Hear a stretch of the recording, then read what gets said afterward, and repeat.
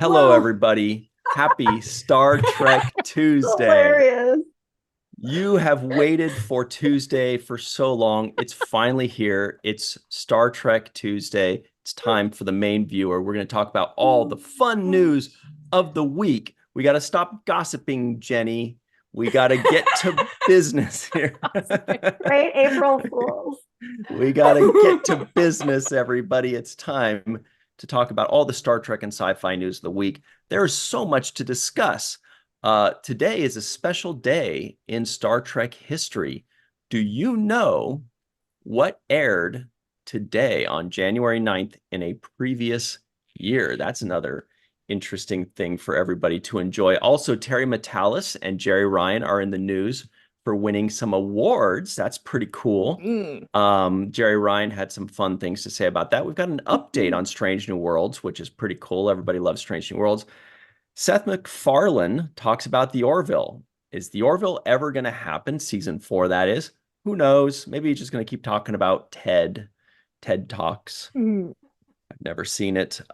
Discoveries in the news. So many things in the news. We're just going to get up into this. First things first, everybody. Melissa Longo is here. Hello there. Lower decks, lower decks. Yes.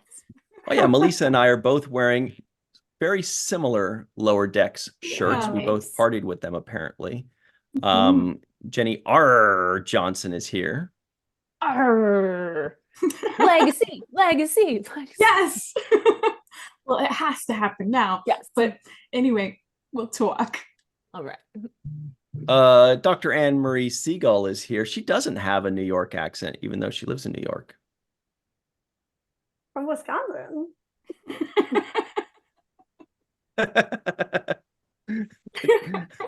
Duh. But I don't think you have a Wisconsin accent either. It's You don't really have an accent. Really nice It's more balance. like you could be from Colorado because they don't have an accent in Colorado. Oh, they do.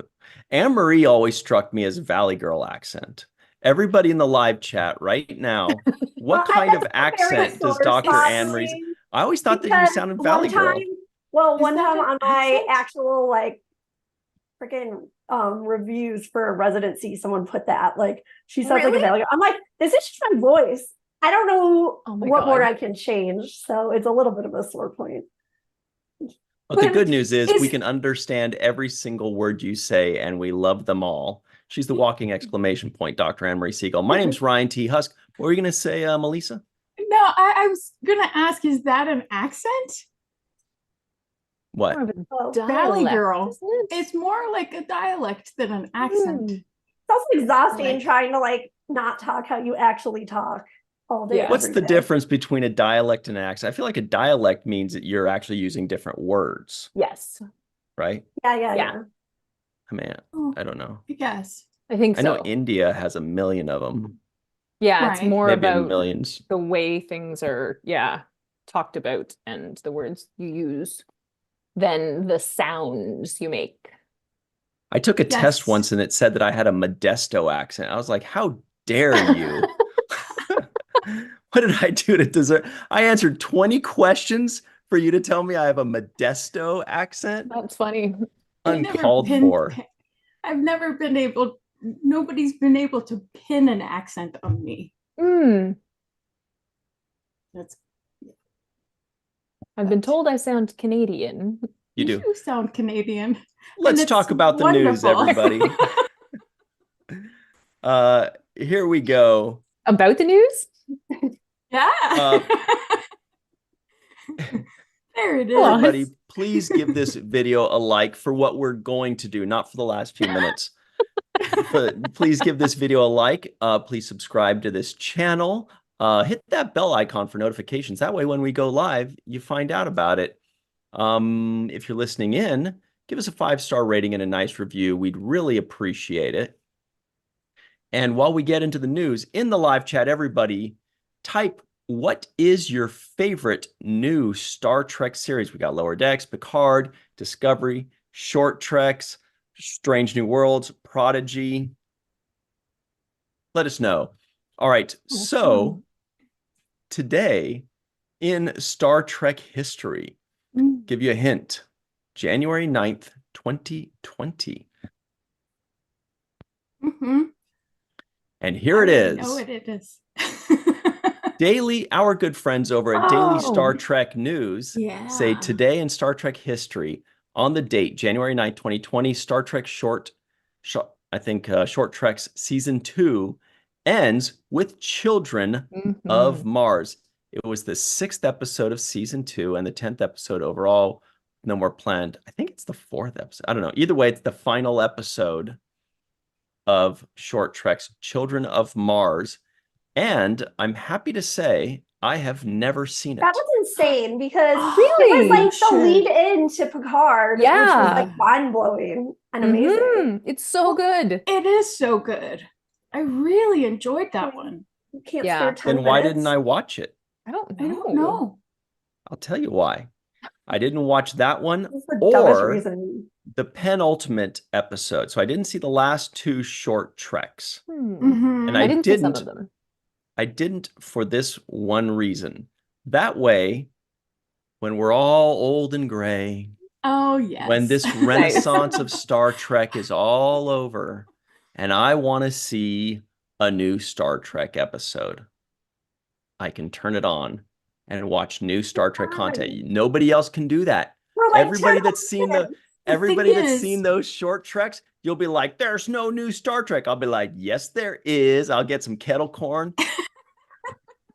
Okay. Last for 10 minutes. And you'll be like, wow, Good Picard made so much more sense now. I should have watched this back then. Oh, and then don't you have the first whole season of TOS that you're saving? But that will all be seen. Wow. Whereas this Short Trek, I'm going to savor it. This Short Trek is going to be kind of like the candy bar that you save for a rainy day, and then it's been sitting there since like 2011, and you're like, I don't even know if this is good anymore. The Twix is a different wrapper completely at this point.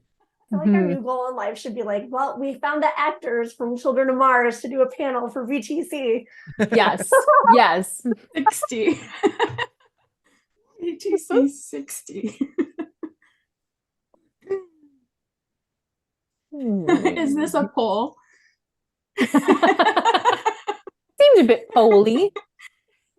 The crazy thing is, I was actually like, so Clone Star podcast, our friends from Trek Culture, they have these amazing posts every day now where they like do a montage of like all the Star Trek episodes that came out on that day through history, all in one place.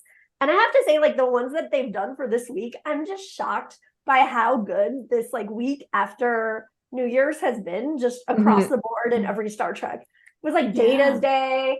It's Only a Paper Moon. Oh, wow. Tense. Great episodes. Oh my God. There's so many amazing episodes. Wait, did you say Data's Day, It's Only a Paper Past Moon, tense. and Past Tense? Tense. Yes, Yeah. it's crazy the things that come out this day. That's like when I was running through the campground. I write Past Tense. Well, another historic thing happened on this day in 1969 for Gotta be it. TOS. Yeah. 3rd season. It was the final shot. Oh, wow. It was filmed today. Wow, that's a good Yeah. one. Yes, Oh. it's crazy. Yeah. So we have a poll going in the live chat. The question is, should Ryan watch the last 2 Short Treks? The options are save them for a rainy day, like any smart nerd would do, or watch them, just hog them all up like Halloween candy, eating them all the first day. So it's a very Here's the other close thing: if race you watch right it now. now, in like 40 years, it's like you get to it's still special. Yeah. You watch it a second time. And then you'll have nostalgia attached to it. Yeah. Also, meanwhile, the rest of us are all rewatching like every series every couple of years. yes, every couple months. You know, I know this, you're going to take away my nerd card here, but No, I never. probably don't deserve it anyway. Oh. I kind of don't really rewatch things. We're not gatekeepers here, Ryan. You can be a nerd any way you want to Like- be. First of all, I you're realized- doing a TNG rewatch right now. It's a watch, not Yeah. a rewatch. Yeah, you haven't TNG? seen all of it. Oh, TNG. Yeah, but Or if have you? I thought I saw all of it, but there are a lot of episodes in the first two seasons that I either skipped or my brain did. Yeah. But now in the third season, I think at this point, definitely I've seen all of them. I just love that you think your teeth will be up to eating kettle corn at that point. When I'm 90. By then, we'll put them in like pill form. Oh, okay. Like Fine. Like Willy Wonka. Yeah. Yeah. All right, so we're gonna get into some big news, everybody. But I feel like it's a good way to get our January going. I know we're already into January, but let's show a couple funny things. There's a group called Star Trek Memes that regularly makes me giggle. Makes me kind of jealous too, because I run a lot of Star Trek Facebook groups, and I'm like, damn, not one of my groups is as fun as this one. No offense to any of those people in my groups. You guys are the best. Check this one out. So Miles is talking to Julie, and he says, when you think about it, it really is the worst possible place for her to sell seashells. That is so true, actually. Right? Who's gonna? I know. Selling trees in a forest. Yeah. Might as well sell sand while she's at it. That's hilarious. That is hilarious. Then the next one is this gruesome twosome here. We've got Captain Picard talking with William Thaddeus Riker. Oh my gosh, these two. And he says, Picard says, I went shopping for cherry trees, number one, and microphone stands. And then he continues, bada bing, bada boom. Nice. That's very good. Bing, cherries. Oh booms. my God. That is brilliant. Yeah. Very good. Every day I'm like, oh, more of these, but I then read them and I'm like, they're pretty good. Yeah. Oh my gosh. That every is... time. I probably and lastly, it's like a minute of my day every day. Lastly, we have this fun one. Okay. Define takeout. Nog says food. Jake says date. Derek says murder. Okay, that is such a good one. That's so cute. I know, I love that face. And these are created by Mark Artuso of Star Trek Memes, it looks like. Good work there, Mark. Good job. Yeah. Those are great. All right. Amazing. Let's get into these news items. First and foremost, from our good friends over at trekmovie.com, entitled, did I do that right? Yes.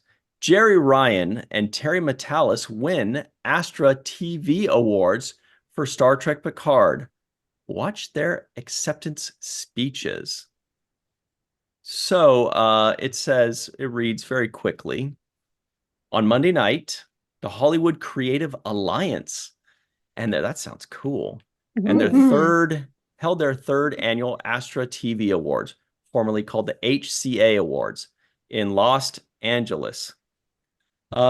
Now I know why I didn't recognize it. Yeah, the HCA Awards. We heard of those guys. Yeah. Star Trek entered the evening with 7 nominations for Star Trek Picard and 1 for Lower Decks. In the end, Picard took home 2 awards. Jeri Ryan won for Best Supporting Actress in a drama streaming series for her role as 7 of 9 in Picard.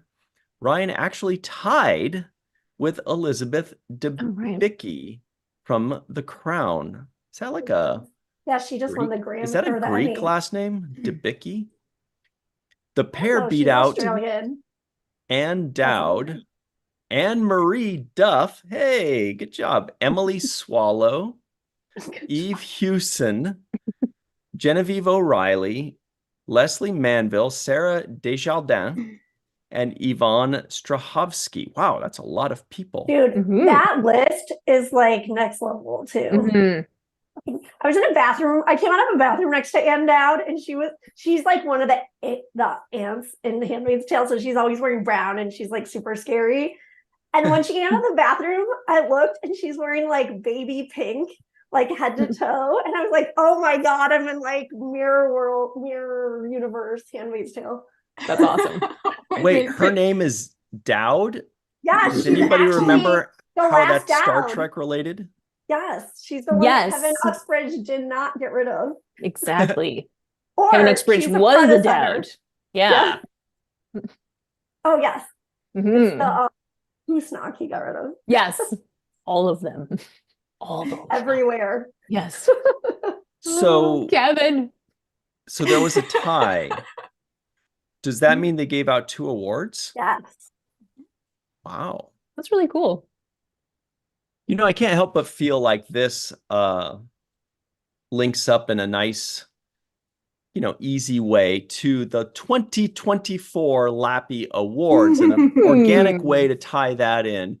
We have yet to have a tie in the Lappy Awards, but let me tell you, I've been fearing it, because what do you do in the event of a tie? It sounds weird and scary and controversial, but luckily we have had 0 ties to my recollection.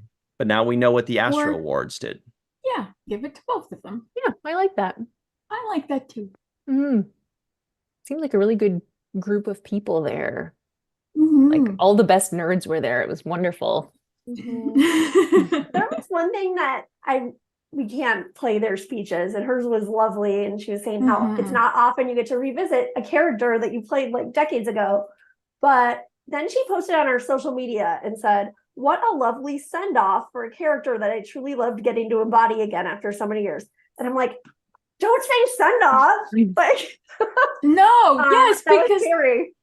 Yeah, because them winning is a wonderful excuse for the legacy show to take off. I mean, come on, winning awards, and we love Jeri Ryan, and we love what Terry Matalas did with Picard. So yeah, let's do it. There were also some other like nominees that, I mean, they were in like incredibly competitive categories, but obviously Sir Patrick Stewart was nominated, Brent Spiner was nominated, Terry Matalas was nominated for Best Direction for The Last Generation. Right. It's just amazing that Picard got so many nominations. Yeah. And then The Jack Last Quaid Generation was nominated was also. episode 2, right? It's the finale, you know that. The Last Generation? Yeah. What was episode 2? The Next Generation? No, that was episode 1. Who's on first? I don't know. It's on 3rd. Next Generation, Last Generation.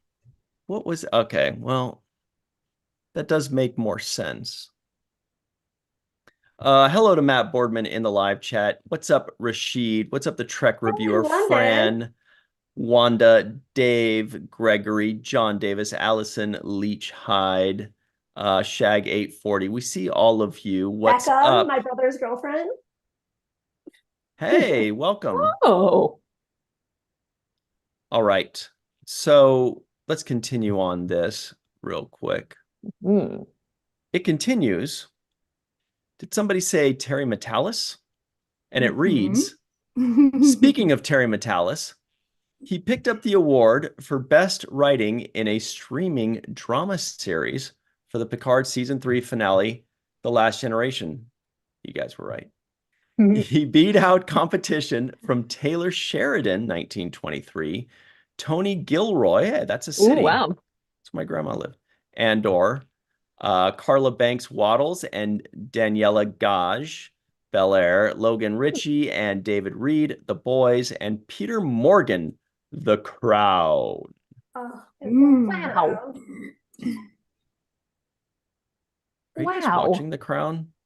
I just did a rewatch. Yeah, I want to, but it's the last season feels weird, daunting. I've seen maybe the first 2 seasons, and brilliant. It's so good. And I really want to see the one with Diana, and she's obviously doing a good job. But she won the award for it. But it's really daunting because I'm like, do I have time to commit? Oh my God.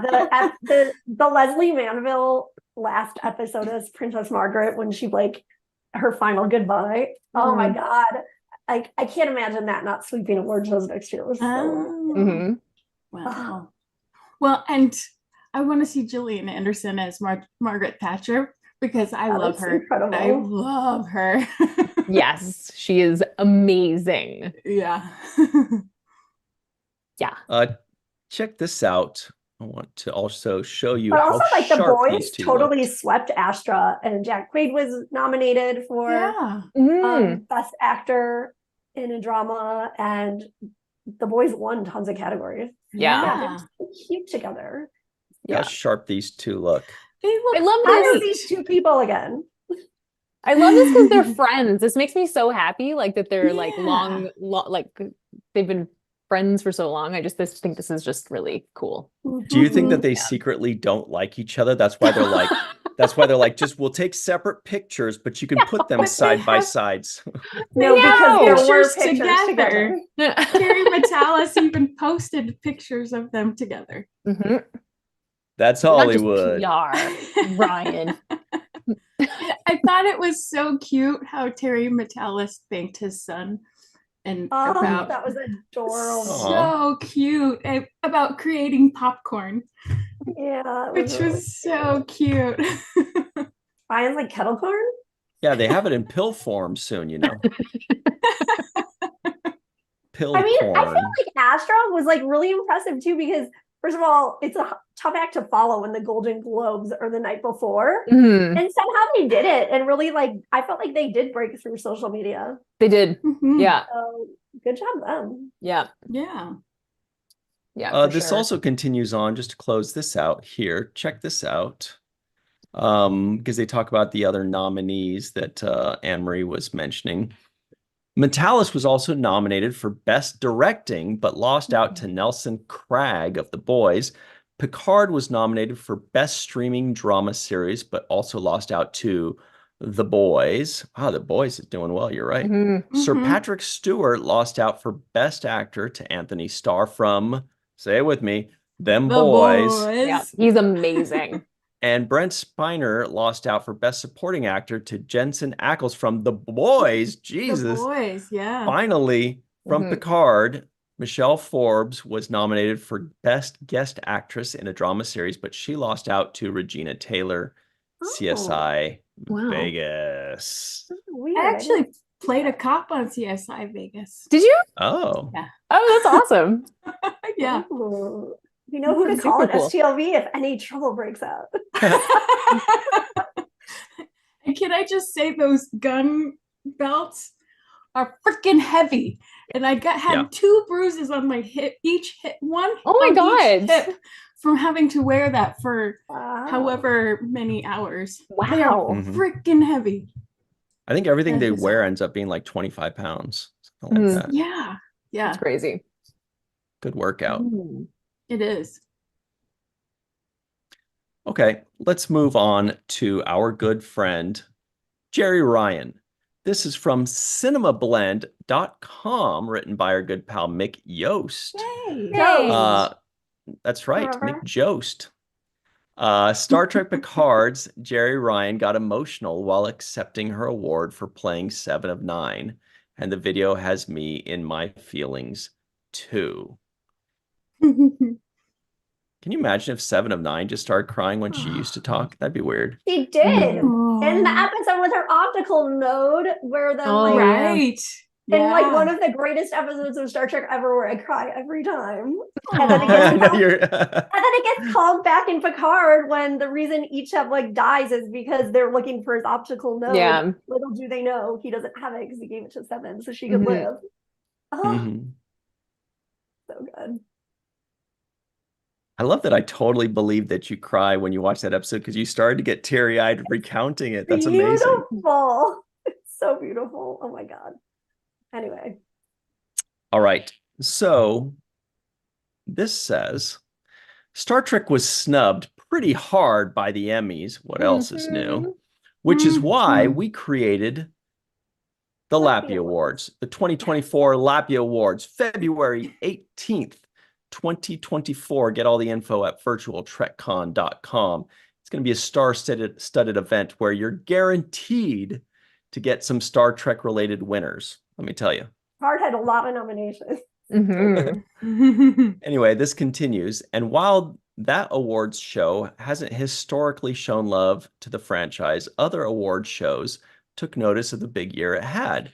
Star Trek Picard Season 3 earned 7 nominations for the 3rd annual Astra Awards and ended up winning 2 of the categories. This included Jeri Ryan, who won Best Supporting Actress in a Drama Streaming Series for her role of 7 of 9, and her acceptance speech had me in my feelings.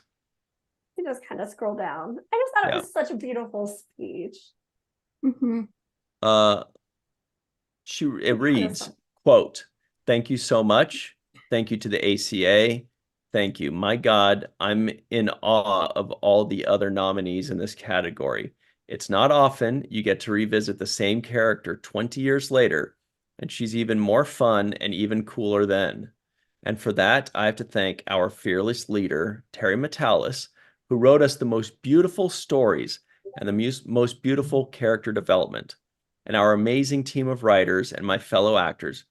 It was so fun going to work and playing with my friends every day. My husband, Christophe, I love you, thank you. And my amazing family and my team, Kyle, Ro, and Steven. I love you guys. Thank you for everything. And thank you so much." Man, I'm a nerd. When I saw Kyle, Ro, and Steven, I know. I was like, right? Kylo Ren and 7. Nice. That's where my brain went. I went Lieutenant Kyle or Ensign Kyle. Yeah. No, and Kyle, Ro yeah. Laren, and I know there's a Steven in there.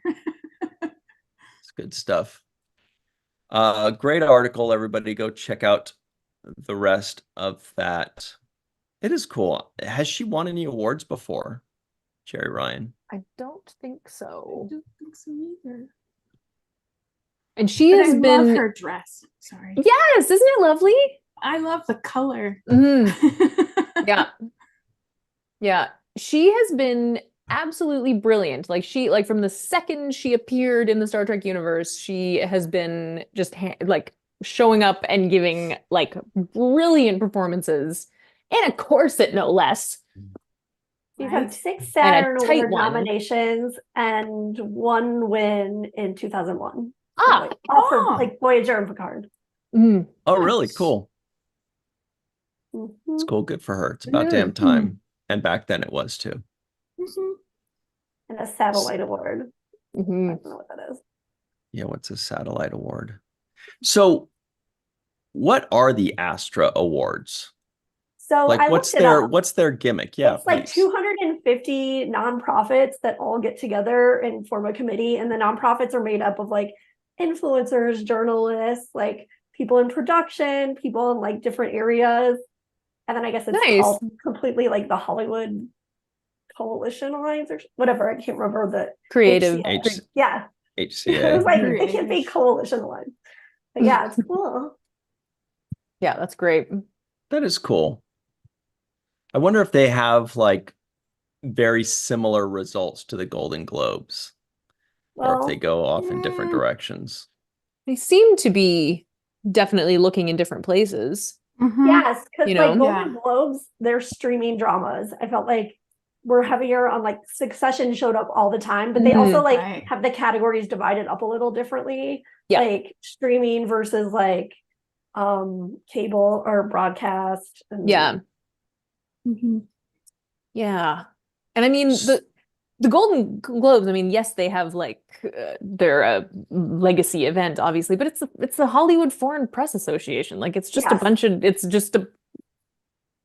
so I really like the idea that other bodies are having awards, like the Lappies, for example. Yes. Right. And and that those very awards, fresh. exactly, because a lot of these celebrations and award ceremonies are very built in old traditions, let's say.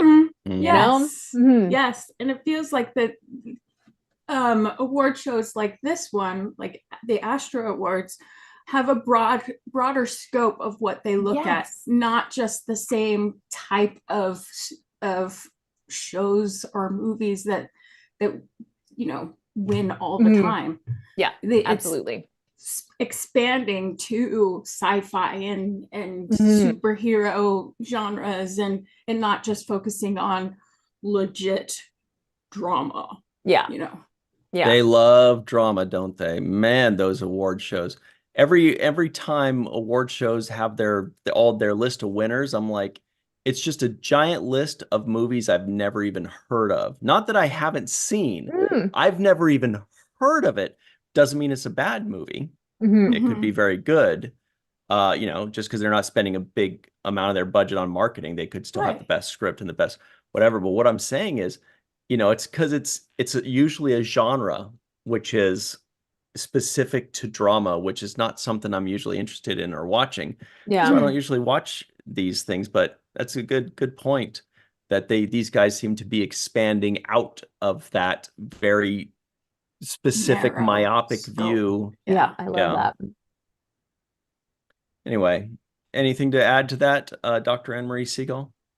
No, I mean, not that I don't love the Joan Rivers glamour of it all, but you just love the Tony Awards. I love Joan Rivers, but I found the Astros really refreshing. It wasn't just a focus on insane designer gowns that are just over everything's so over the top now. This felt really fresh and really into noticing newcomers and more about talent than about ooh, let's get pictures of everybody in the room and who's sitting with who and I just felt like I was being inundated with too many Us magazine moments, and I was like, oh, I just not in the mood for that right now. I just want to know about the amazing talented performances so I know what to watch. Yeah. I saw a little clip of arrivals from I think the Golden Globes back in 1991. And people are, yes, people are dressed up, but it was much more organic at that point. Yes, people had the Met Ball. Yeah, some people had stylists, some people didn't. And watching, watching footage and seeing pictures from the Astros felt like that. They're just there and they're having fun and talking. It's just different. Yeah, and the fact that the scope is broadened. Yes. Yes. And I keep looking at these pictures and I just get so happy. I know, me too. I see them because me too. Yay, yes. Do you guys think that this is a sign of more of this kind of stuff to come?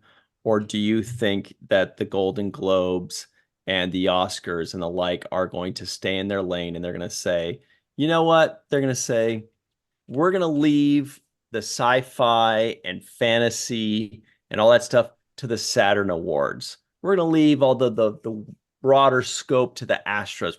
We're going to focus on, just the specific drama style that we like. Or do you think they're going to kind of try to broaden out a bit? I think they would be smart to broaden out a bit, because if they don't, they might start losing their audience. And they already have. They have, yeah. Well, also was when they got rid of those 2 awards that were honoring people. One of them was the Carol Burnett Award, and the other, I can't remember the other one. But then they got rid of it because they had 2 new categories that weren't as fresh as you think they would be. And then it was crazy because Carol Burnett was getting honored for something else. And that must feel weird to get rid of the Carol Burnett Award that goes to people every year. Well, also Carol Burnett was fresh. She was a movement back in the day. Yeah. So they should name fresh awards after her. And I feel they moved way. I know they did the creative Emmys, but I'm I feel like all of the creative things do not need to be moved.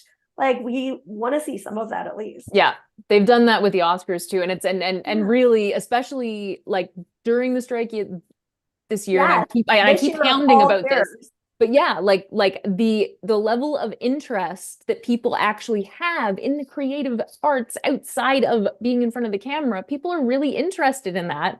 I used to love watching award shows and seeing the awards for best cinematography and stuff, because they would show little clips of what they would do, what they were actually doing, and you could learn something about it, and see them designing costumes and all of that stuff. It's really when I'm the biggest shipper I know, and I just don't care about all of this time being like put on the Hollywood gossip and who's sitting next to who. I'm like, so that just, what are they doing? Well, I just want to know about the art and like. Exactly. Well, and making a new category saying the creative Emmys seems redundant because it's a creative art as a whole. So why do we need to make a creative Emmys? Because the regular Emmys are creative. It's a creative product. And we don't really need to turn to the Emmys or the Oscars for celebrity gossip anymore because we have the internet. Exactly. That's the other issue. Yes.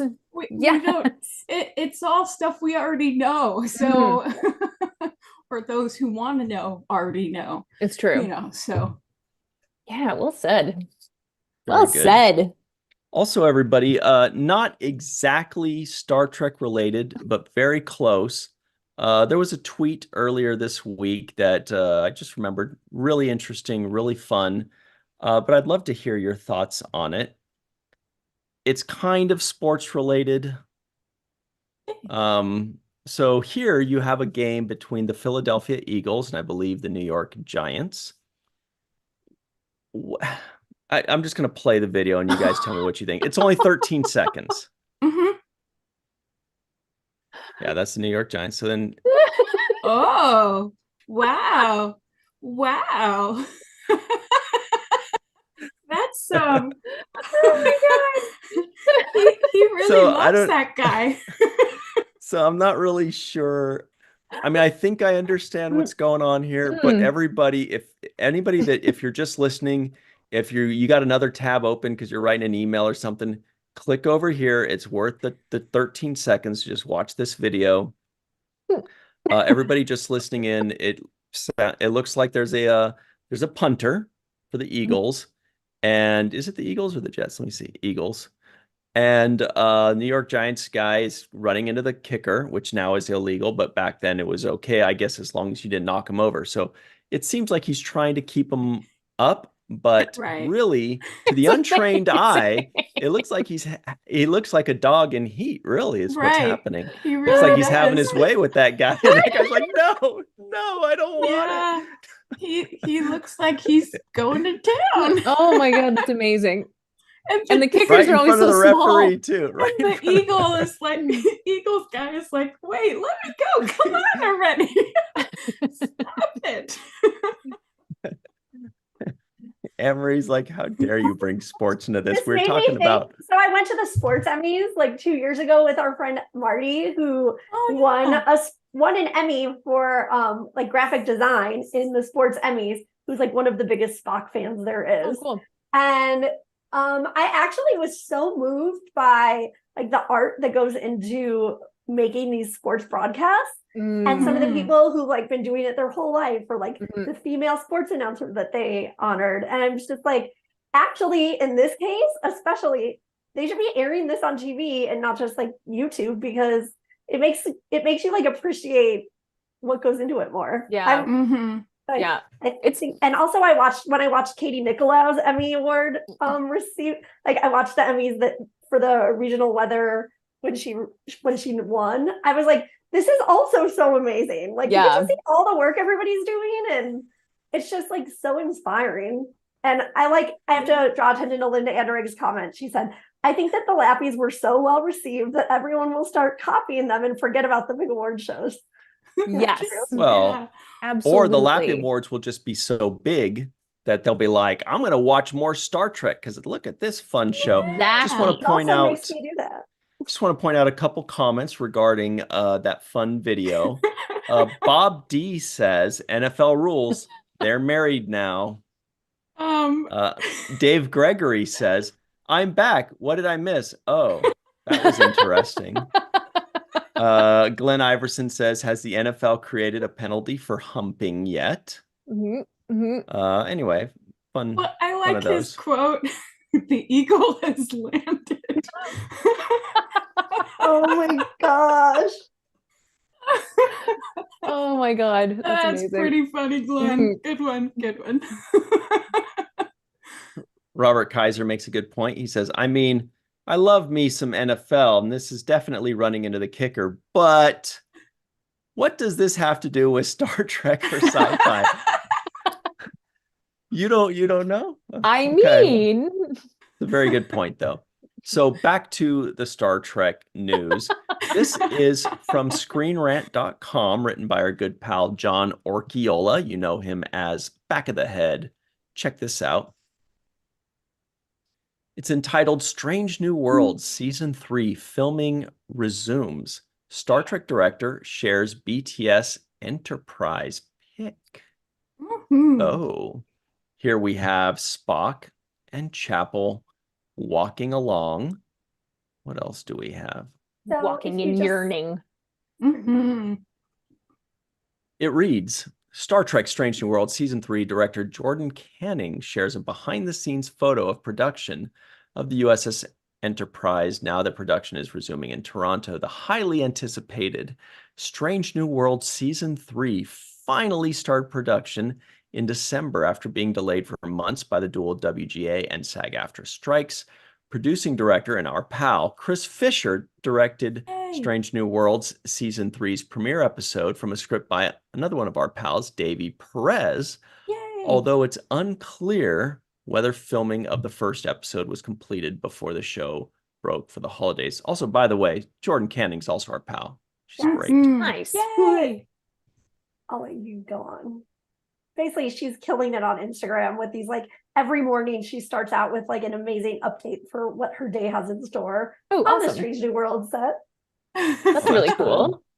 Yeah, it's like the best Instagram stories on the planet right now. Amazing. In fact, actually, let me pull up something. I don't know if this is what you are referring to, Dr. Anne-Marie Siegel, but this is from Trek Central. This is from Anson Mount. It's in one of his stories, I suppose. That's what stories look like, right? Yeah. And Trek Central got a screenshot, posted it. It says, it's from Strange New Worlds. There's a sign on the wall that says BG costume. That's background costume. Yeah. And it says, welcome, your United Federation of Cute. Planets. But it has all the Aw. other languages of That's Star so Trek. Look at that. cool. That is just like so insanely So adorable. I love that. Aww. I love like they're getting into the spirit like this. Yeah, that's Love really it. cool. Bajoran. Wow. Bajor. Mhm. Bajor. That's so cool. Love This that. is what they write like in Bajor. That's Huh. what Picard calls him. I Yeah. love it. Anyway. On Bajora. That's so nice. I love that. I know. So, wow, this is freaking gorgeous from Yes. our pal Jordan Canning. Check this one out. Here's an image she posted. Here is the set in Toronto. that. Wow. Awesome. I want to walk down that hallway. Me too. Look at all this. Ah, You can just picture all the little nooks and yes. crannies they're going to be Mhm. shooting in. But this is the exterior. You could see kind of the exterior of these things. This is lit. There's a corridor going in there. Oh, this is good So stuff. cool. Yeah. Sets. Being on set is like nothing else. It's so awesome. The world that they build in the outside looks like, you know, what that did, but then the inside is so intricate, and the detail that they put in everything is brilliant. It's mind-blowing. It's so fun to see different sets. You know, Mhm. that reminds me of when I got to be on the set. I got to act for a minute in the J.J. Abrams 2009 movie when I first started acting. And, you know, first we got brought to set, you know, and then you're just seeing, like, you know, the scaffolding. It looks like scaffolding, and there's Yeah. 2x4s holding things up, and there's just racks of lights Mhm. hanging everywhere. And then I'm just kind of like, oh, I wonder what, you know, what that's, you know. And I kind of go in, and then suddenly you're on the Enterprise. Yeah. Yes. And Oh I'm my walking gosh. along the Amazing. corridors of the Enterprise. I look to my Yeah. left, and there Mhm. is the entire bridge, So the cool. full bridge, and that was very fun and a very, very memorable moment.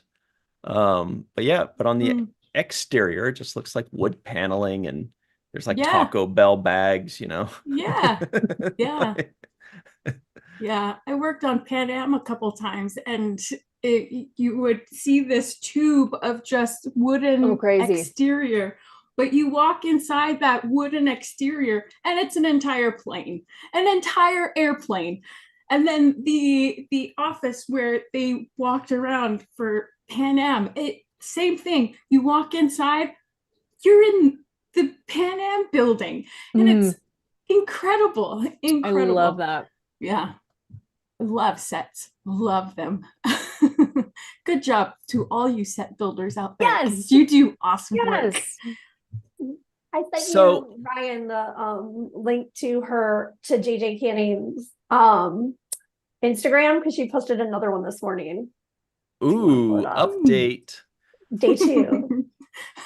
So I was thinking, okay, so this is season 3, episode 2 that they are shooting. Wait, am I supposed to find her story in this? Yeah, you click story. So many buttons to push. Okay. It's so fun. Here we go. Here it is. This is her story. Day 2. Turbo Lift Tuesday. How cute is that? Look at the color. I love that. She's getting into the spirit of it. Oh, yeah. It's so cool. Everybody give her a follow. Jordan Canning, director JJH Canning. Fun. Wow, look how pretty that looks.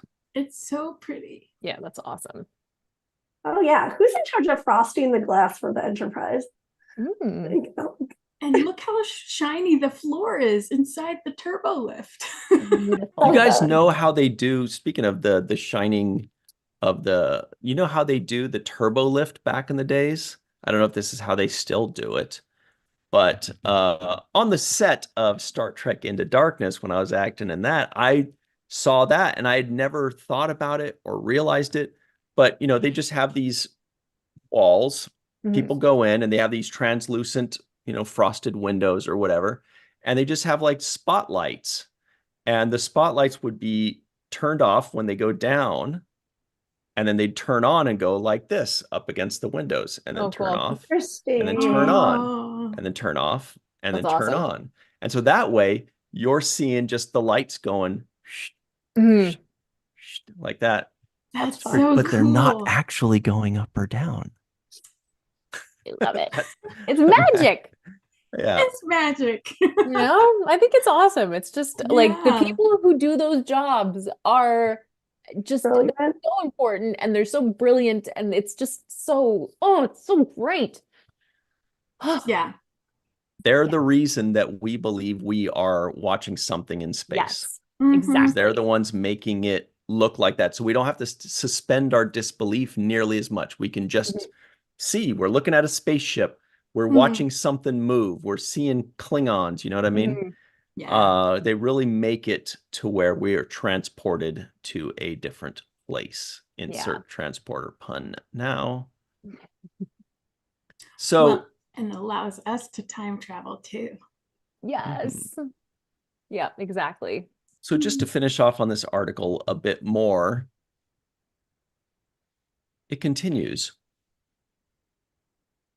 Last month, Jordan Canning revealed on her Instagram that she is directing Star Trek Strange New Worlds Season 3, Episode 2, and she posted a backstage photo on her Instagram stories of the Starship Enterprise corridors from the set in Toronto with the caption, "Calm Before the Storm." Canning directed Strange New Worlds Season 2, Episode 5, Charades, possibly my favorite episode, and Sirach Lofton and I had Jordan, the director of the episode, as a guest on our show. Check that out, everybody. We had a great time with her on the 7th Rule. Love that episode. It continues, a comedic tour de force that was named one of the best TV episodes of 2023 by Rolling Stone. By actual Rolling Stone. Yeah. Right. All right. But did it win Best Episode of 2023 in the Lappy Awards? I don't think it even Find out in a few weeks. Shh. No spoilers. Oh. No. It's on the final. I don't remember seeing it on the final list. I know, but if they don't know that, then Exactly. Oh, you know. Who knows? So if they're starting season 3, episode 2 right now, right? Mhm. That means we have approximately 18 weeks of production theoretically, right? Because it's 2 weeks per They episode. were saying 2 per episode, so through till May. Right. Okay. So 18 weeks from now, yeah, sounds like early to mid-May. Mm-hmm. And they have a lot of post-production. Mhm. Although I do have to say, like, after season 2, I felt like their post-production went like way faster than Discovery's. Yeah. Yeah. Actually. Yeah. Now, is that because their post-production went faster, or is it just because they were completed in the same amount of time, just one was rushed out and one was held? I don't know. That's a good question. Well, yeah, yeah, that's a good question, actually. Well, because I 2 don't and know 3 the were answer made to at it. the same time. Yeah. Right. Or I mean, it just seems to go a lot faster than Discovery every time. Yeah, and I'm wondering if that has something to do with the pandemic or not. But maybe not. I don't know. Speaking of Discovery, That this a is good from point, our Tracy, good yeah. friends over at trekcore.com. These guys were interesting. They actually wanted trekcore.net, but it was taken, so they had to settle for trekcore.com. It's entitled. Yes. Oh, you go. No, go ahead. If you got the clip notes for us. Well, I was just going to give the clip notes a little bit. So basically, because we already read the episode titles last week, but the interesting thing that Trekcore does is they like delve into what they think the episodes could be based on like the writers and the titles and like where we stand in the Discovery plot. So I thought that was a really fun take on it. And Trekcore is always so knowledgeable. So if you scroll down to like the first one, they have so many fun theories. Okay. So let's do that. The first one, is this correct? Season 5 begins with Red Directive. Let's see. And Under Twin Moons. Yeah, I don't see one for Red Directive. I see them jump into Under Twin Moons. Okay. So maybe they just pull out a few. That are super fascinating. Well, that means we get to decide what the Red Directive is. I bet you, this is my theory, the Red Directive is like the Prime Directive or Red Alert, some rule or whatever in the 32nd century that we don't know about. Something's going to happen and they're going to say, what's that? They're like, the Red Directive, the Red Directive. They're like, what's the Red Directive? They're like, don't you 23rd century, am I right? In the 32nd century, the Red Directive is, and then they tell us, and it's some big major threat to the galaxy or something like that. What do you guys think? What if it's something to do with the command section? You've got your reds, you got your golds, you got your blues. You know, stop killing the red shirts. That's a good call. Like the most. Oh, go ahead. No, just the first thing that popped into my head was Mars, but and then the history with Mars and the Romulans and what have you. But that could be way off because it is in the future. So. I read a really good one online that I thought was somewhere in this article, but it was soon wrong. That they were saying like maybe it's a combination of like Red Angel plus like a Starfleet directive, and so like something to do with like how they handle the red, whatever that suit was. Yeah. That's a good call too. All right, so let's see what these guys have to say for episode 502, Under the Twin Moons. Let's see. Makes me think of Star Wars with the twin suns. Yeah. The 3 suns. Under the Twin Moons, maybe a Saru-focused episode as his homeworld of Kaminar is known to have 2 moons, Ooh. as seen in The Brightest Star, and that hope is you, part 2. Wow, Ooh, neat. how pretty that looks. I just really appreciate that homework because I was going to be like Memory Alpha, Yeah. 2 moons. Yeah. And we figure out which one has anything to do with Discovery. Awesome. I wonder if he'll meet any descendants. Right. Oh, that'd be Yeah. cool. Look how gorgeous this shot is, though. So Can we just gorgeous. appreciate that? Wow. Mhm. It's unbelievable. When we're watching Discovery, you're following the plot, you're following the acting, you're coming up with your own theories. Just one frame, you look at it and you realize how much is put into this. Absolutely. Okay, Ooh, so I the like next that. one, Face the Strange, is likely a reference to David Bowie's song Changes, where listeners are told to turn and face the strange. Love And there's that. the song that we can't play here. And Discovery loves I love that David song. Bowie. Mm. So super cute. David I mean, I Bowie's can't think of birthday was anything else. yesterday.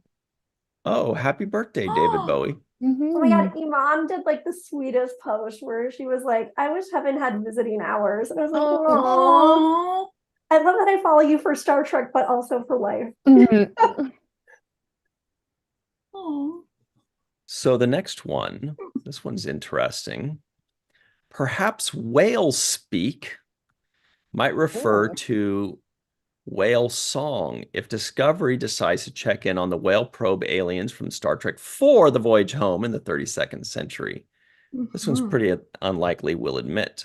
But how cool would that be if that's what it actually was? That would be crazy. Yeah. Not just a tie-in, but a like 1,000-year tie-in. That's awesome. I love that. I'm rooting for whales. Me too. Me too. I mean, I'm always rooting for whales. Taylor. Yeah. Yes. This kind of theorizing is really getting me excited, I have to say. I'm like, keep up this great episode guessing work, guys. Okay. So episode 3 is called Janal. Clearly that's gonna be a character or maybe a planet, right? Yes, or a race. That's what the people One would say. think, yes. I mean, oh, interesting. And there's another one, Eriga. Eriga. Like another... That looks like Lord of the Rings right there. Yeah, it does. Oh, I heard it's about De Eriga.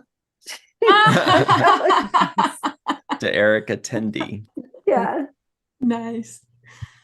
Mirrors. I think that one's just going to be like a, not actually talking about mirrors, but mirror images or people seeing themselves in other people. I think it's going to be some kind of allegory or something, right?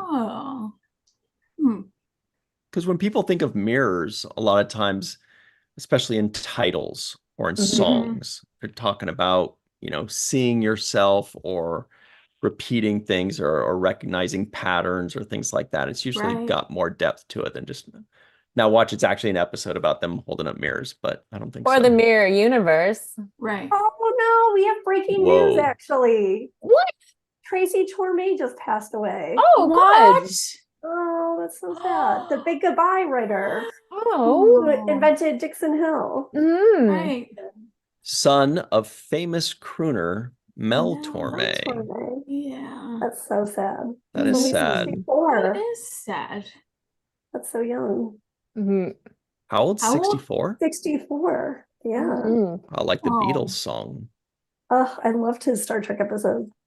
Yeah. That's so tragic. Well, obviously our hearts and thoughts go out to the Tormé family. We lost a great one. What a bummer. Absolutely. Yeah. Who brought us that news, Doctor? Trek Core just tweeted it. Hollywood Reporter reported it 25 minutes ago.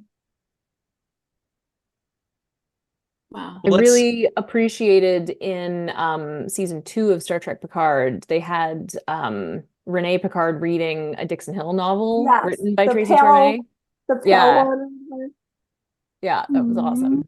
It was just a nice well, little let's shout take out. this moment right now to look over Tracy Tormé's contributions to the Star Trek universe. Oh, sorry to sidetrack. I'm just like, I Not at all. love This is very important. so Wow. much. Okay. So this is all Next Generation. Season 1, episode 10, Haven. You got a story by and teleplay by credit. Then season 1, episode 11, The Big Goodbye. He wrote the episode. Then he got the credit of executive story editor, which basically meant that he was in the writer's room. He was one of the staff writers in the writer's room, I believe, for Heart of Glory with Vaughn Armstrong. Yes. Yep. The Arsenal of Freedom with the legs containers. Which also, by the way, Heart of Glory like really modernized the Klingons for TV. Yeah. It was so good. It was such a great episode. Yeah. I love our Symbiosis. Skin of Evil. Yeah. Will always have Paris. Conspiracy. He got the executive story editor and teleplay by. That means he wrote the script for Conspiracy. Love that one. The Neutral Zone. I'm looking forward to in our rewatch of the Next Generation when he says, "Well, Captain Picard, how long must we look across the neutral zone?" What does he say? Stare at each other from across the neutral zone. Let's go pick up some low mileage pit movies. That's awesome. That's so this one. You're right. Oh yeah. Wow. Also, it's just. And I loved The Big Goodbye. And you know how I feel about the Royale. The final 3 are The Schizoid Man. Teleplay by, that means he wrote the script for that one. That was an interesting one. Brent Spiner gets to show off his acting skills there, right? Oh my gosh, yes. To know him is to love him, is to know him is to love him. Like, his episodes are so iconic. Yeah. And then we have written by The Royale with cheese. And also Manhunt. I believe that was the one with the Antedians, the fish guy, right? But and also back to but also revisiting Dixon Hill, right? Episode, I have the Rex's coasters. Love Rex. I love Rex. His episodes seriously are what made me fall in love with TNG. Yeah, it seems like his style is like the holodeck, the Dixon Hills, the fun ones, the silly ones, the ones that show you old Hollywood kind of stuff. And then Heart of Glory had such heart to it. I mean, but it was such a great episode. And it's definitely a standout episode from the first season for me. So he also wrote for Saturday Night Live. Oh, geez. Spellbinder, UFO Cover-Up Live. The Outer Intruders. Limits. Sorry. Fire in the Sky. Fire in the Sky with Tim Sweeney. Nice. Yes. Sliders. He was co-creator of Sliders. Oh, no way. Wow. Yes. Creator, written by, screenplay. Sliders, starring everybody's favorite Commander Ransom. Yeah. And how awesome is that? Gimli. Yes. If I remember correctly, Gimli. Yep. Absolutely.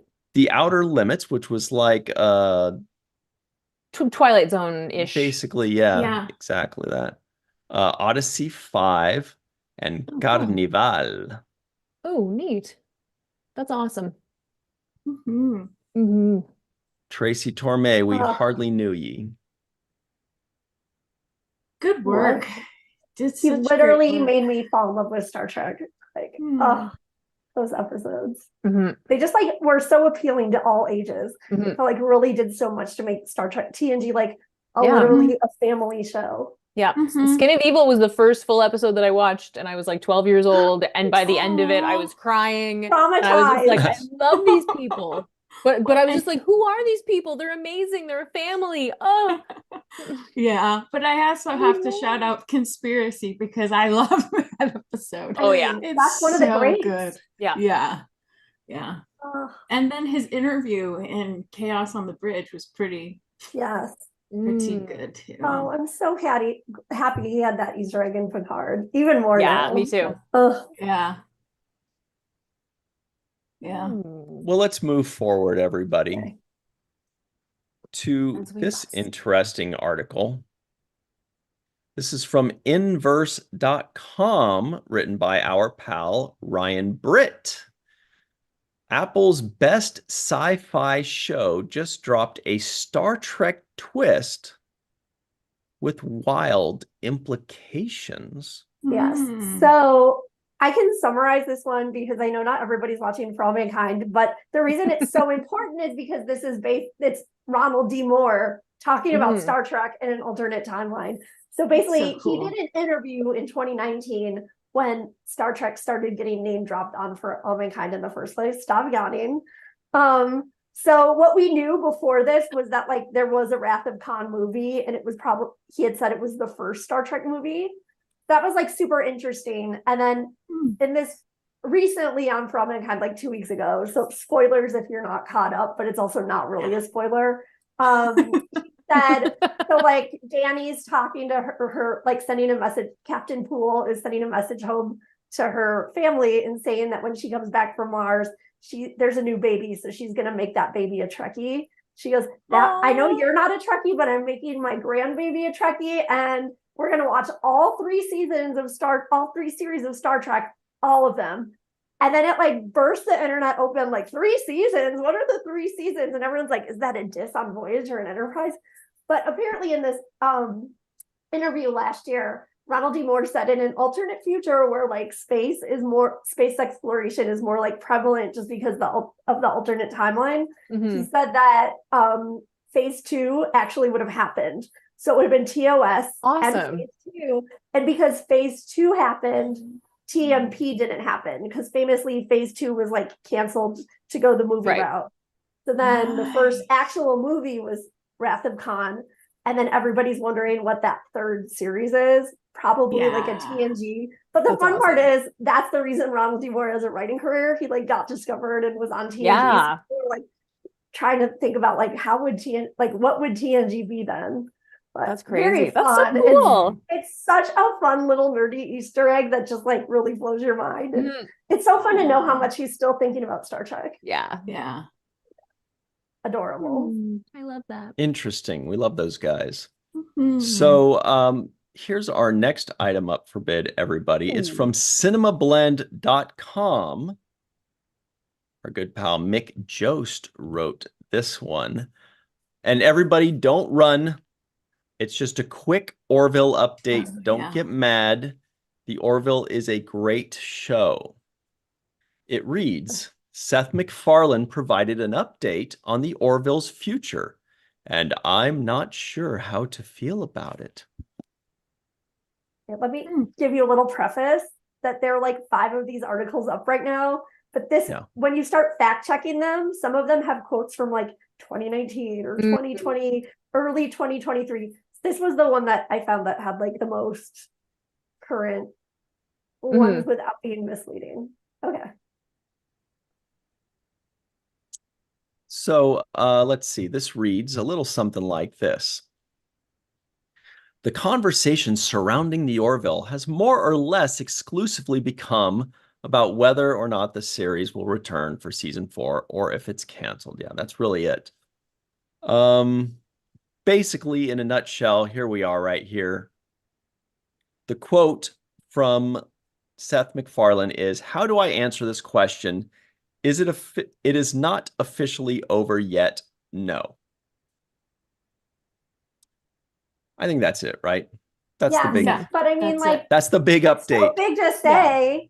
And well, no, there's just so much to read into that because you can read it however you want. Like he could be saying, "Oh, it's not official.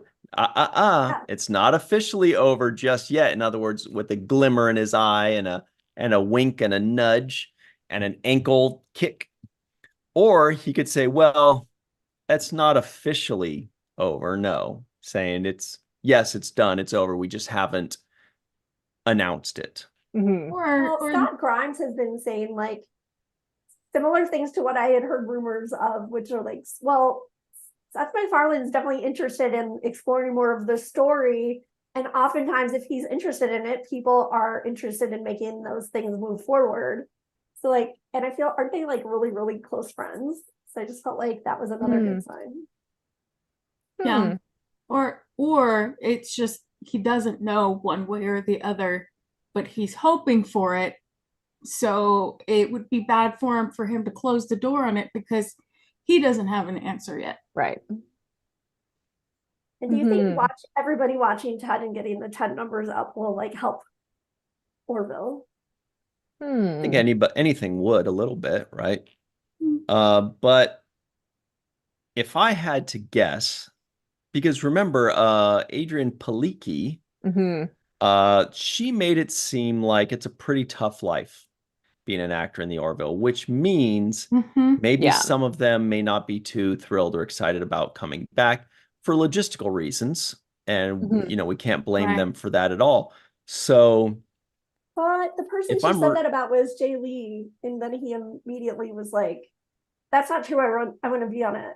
So it's tricky. But if we're to read more into that, which we shouldn't, but we will, I think maybe that means that if there is a season 4, there might be a casting change or two. There might be some people that say, I got other things to worry about. I got to do bigger and better things, or presumably. And others will be like, no, I like doing the show. I'm going to do whatever it takes to be in this show, even if it's not the easiest, even if there's some difficulty to it. I like this show and I want to do it. Plus, Doug Drexler had written that comment on somebody's post about like, is Orville canceled? And he said, I don't remember his words, but it was like, I wouldn't say that or something. Yeah. And it was on somebody shared that article about what Adrian said onto Doug Drexler's Facebook page. And whatever it was, somebody said something like, hey, have you heard about this? And then Doug was like, not so fast, seeming to know something, but I don't know.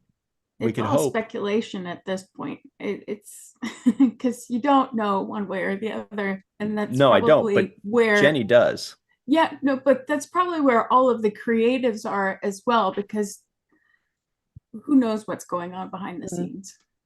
See, it's funny. I'm doing a whole bunch of other speculation. Oh, that is definitely a spam risk. Spam risk. That's awesome.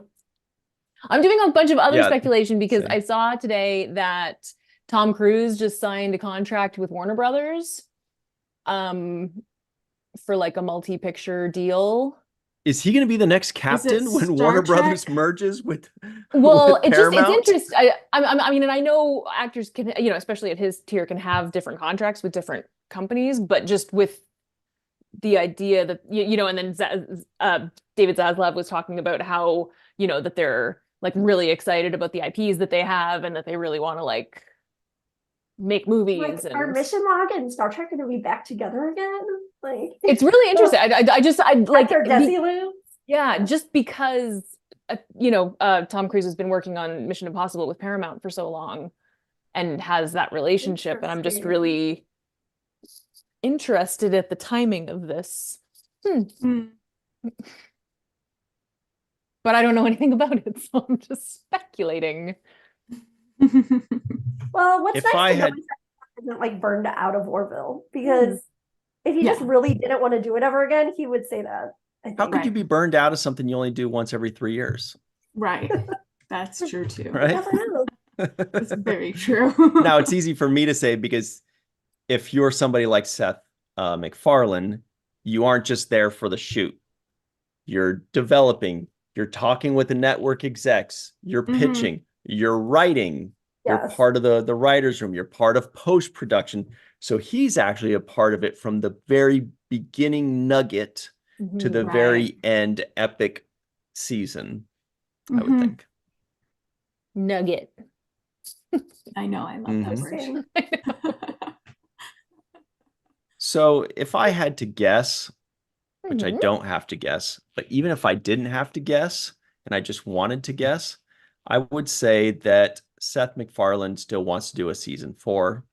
Yeah.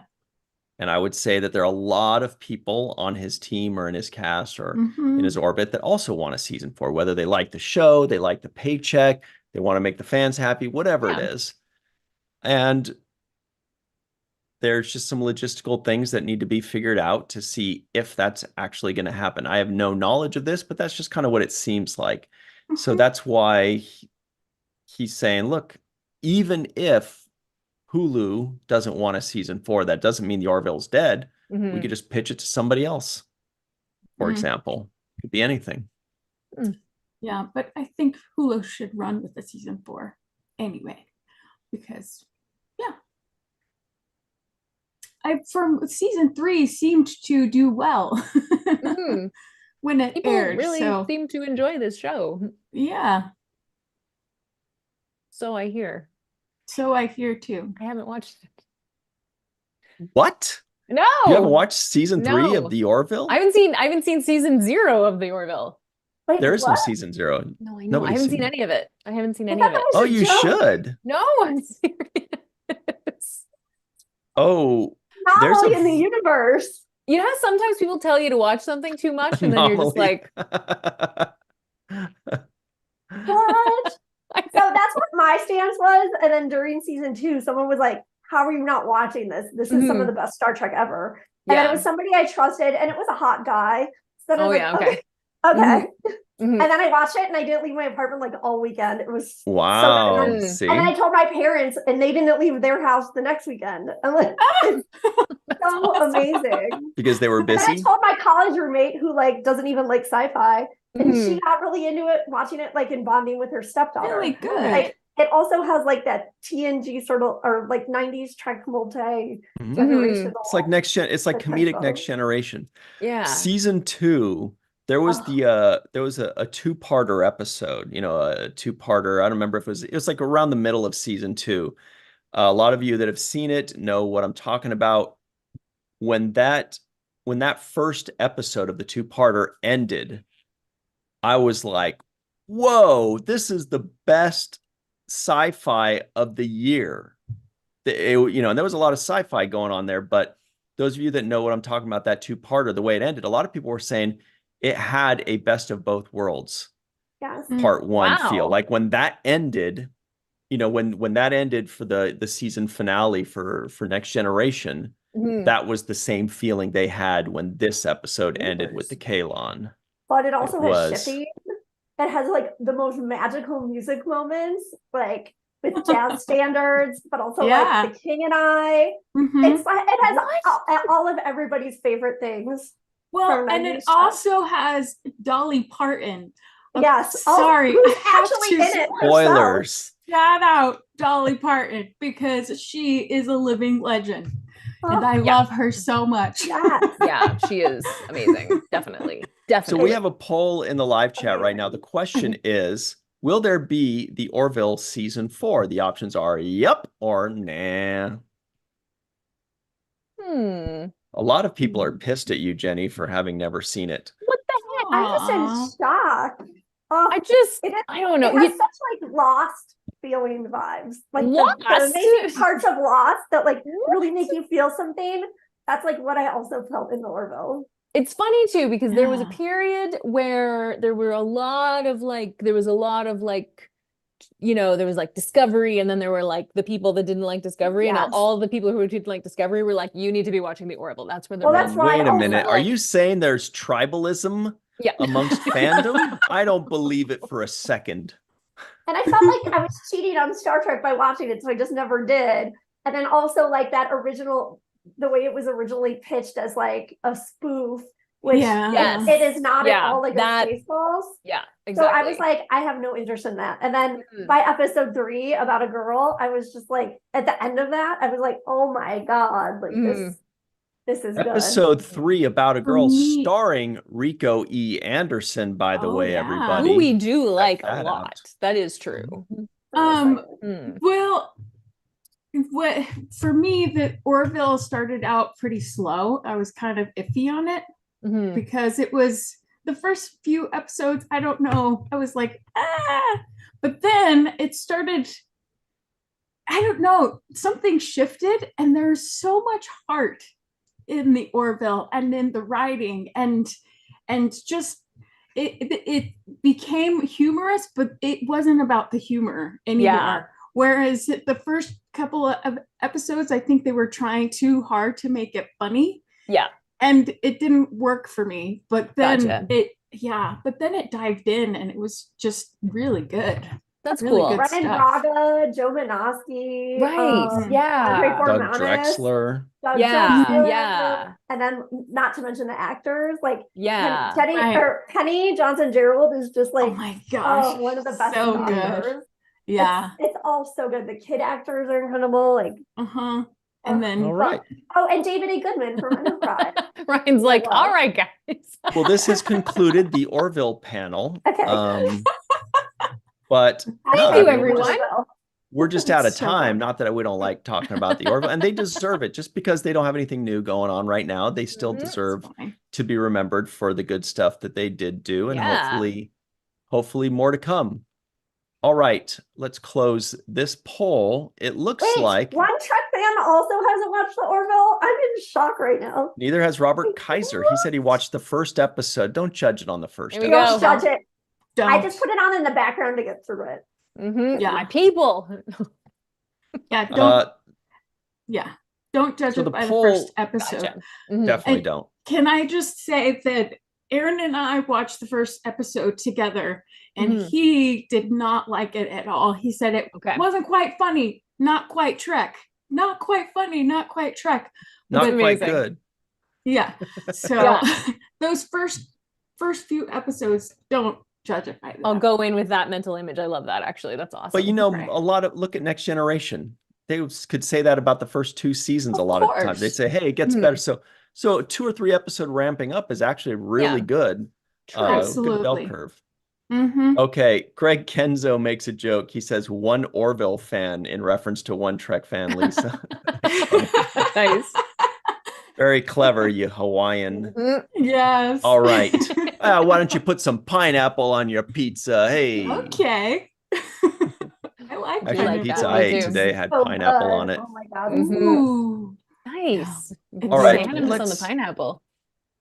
Oh, also very quickly before we move on, here's a little bit of interesting news from trekmovie.com. Check this out.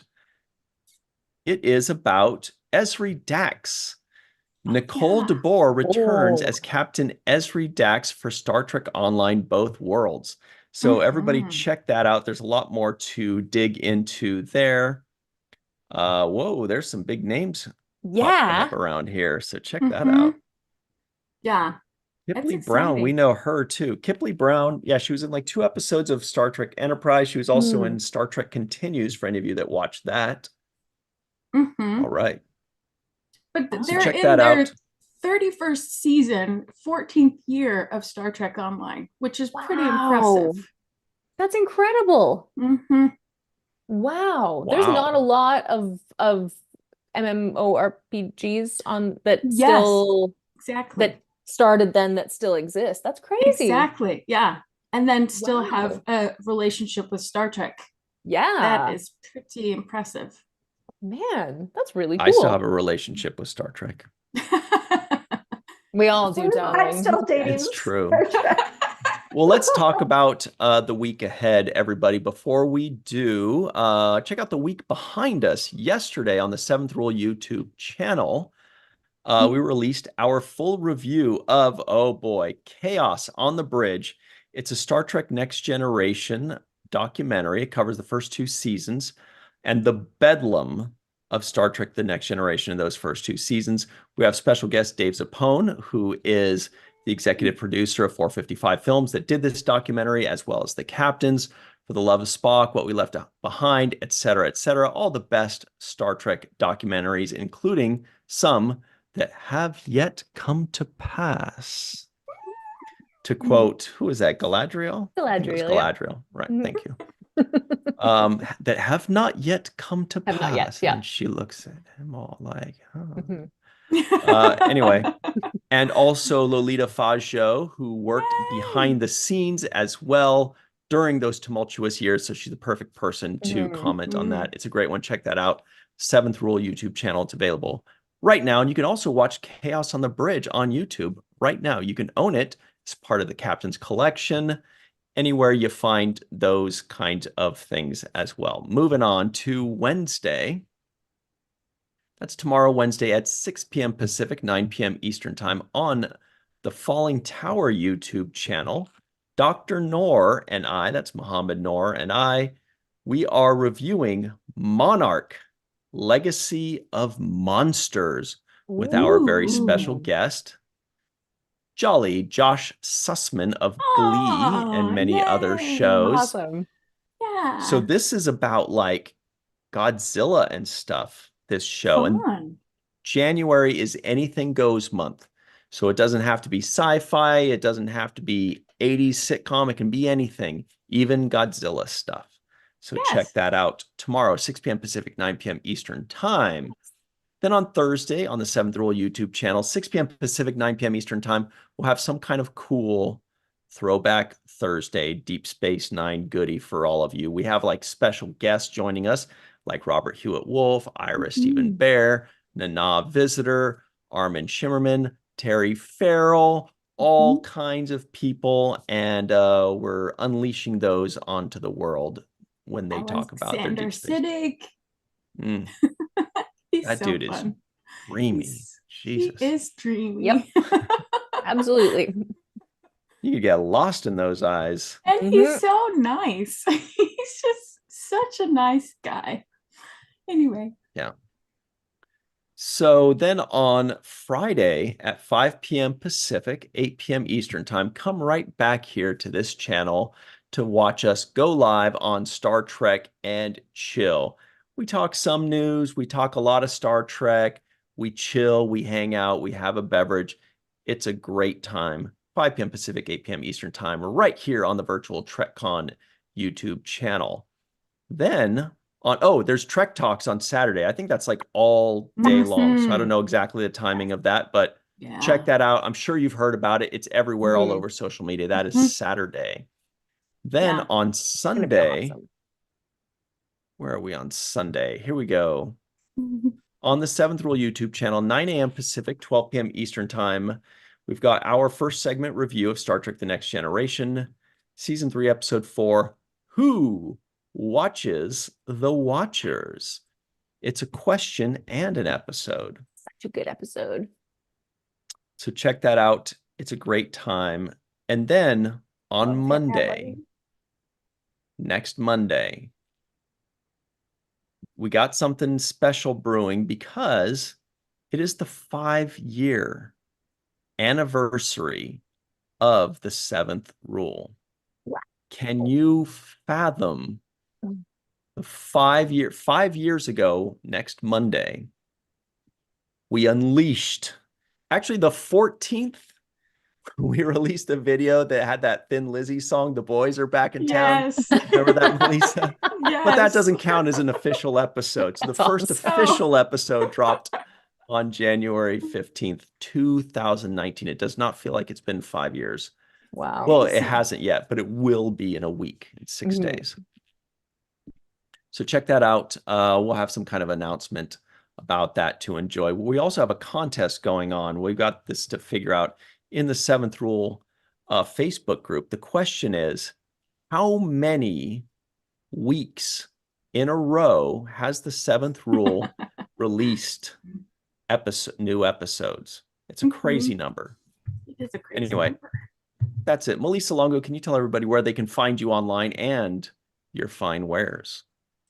You can find me at Melissa Longo, MALISSA, on social media at theintrovertedrepublic.com under Walking Art Made by Melissa and Walking Art Made by Melissa on Patreon. There's a story going on and I've been stuck in the middle of a chapter. So, but it's still happening. You want to know what's so mean is that nobody can see the funny things I'm doing that's making you laugh. They just think you're laughing for no reason.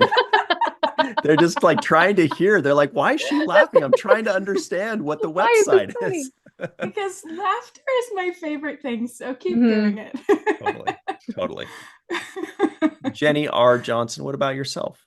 Well, you can find me and my wares at jennyrjohnson.com. And I'm also on a bunch of social media platforms at Jenny R. Johnson Art, but you can also find me on Twitter at Jenny R. Johnson.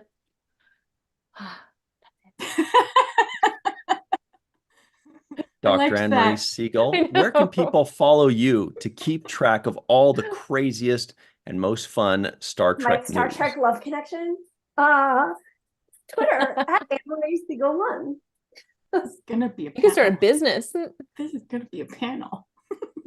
Star Trek Love Connection. It's a fun idea. So are we talking about like the dating game? Yeah. Are we talking about like the dating game where Love Connection, where everybody votes and then the clicker goes. Didn't you watch Love Connection? We could do that we could do this right here on Zoom, because we would just take off their video, their mics are on. Yeah.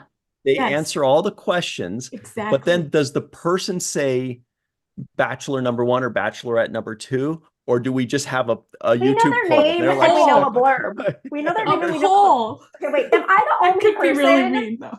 Did nobody else have Love Connection on after Star Trek: The Next Generation? Nope. Back in the 90s? No, every night in syndication. It was amazing. No, let's get serious here. And me and my sister would pretend to be asleep so we could watch it. But then the way we could finish this is somebody could be, end up picking or have picked for them somebody on a different coast or in a different continent even. So what we do is then we just have we just set up a Zoom hangout between the two of them afterwards. A time of their choosing, and they can just hang out and watch Star Trek together or talk Star Trek. Hearing how the date ended and how awkwardly it was to get out of it. It's always the best bit. Or they would not end it, and then the audience would be like, "Ooh, hubba hubba." 2 and 2, right? 2 and 2. Mm-hmm. Back in 2 and 2. Hang on, we got to do this poll. We're heading out right now. You dropping a poll now? This is amazing. I know. Whoa. Well, the question is, should we do the Trek Love Connection? If more yeses happen, we'll do it. If more no's happen, we won't. And we are closed now right now, so vote right away. My name is Ryan T. Husk. You can find me on Twitter at Ryan TG Husk. Once again, that is that's a lot of yeses, at Ryan TG Husk, or just Virtual TrekCon, The Seventh Rule, or Falling Tower on your favorite social media, especially right here on YouTube, home of the brave and land of the free. That's what YouTube is, I bet. All right, that's it. We are closing that poll. I voted yes. Me too. 11% said no, almost 90% said yes.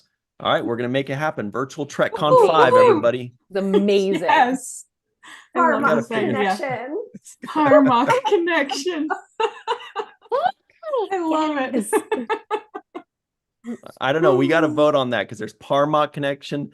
There's Jamaharan Connection. That's like studs too. That's too yeah. There should be a show called Studs or Duds. Vote on it. Oh my god. Anyway. Gosh. All right. That's it for us. in all the Trek places. I don't Yes. Thanks very much, War Dog Heim, Just Rosie, Shag 840, Bob DBL, May Borello, Greg Kenzo out in Hawaii, Matt Boardman, who made this cool background. Thanks very much, Matt. Chris Marshall, John Davis. We see all of you. Thanks for hanging out with us. And everybody I did not mention, we will see you next time. And when you want to talk about Terry Matalas and Jeri Ryan kicking ass and busting through doors for Star Trek, put it on the main viewer.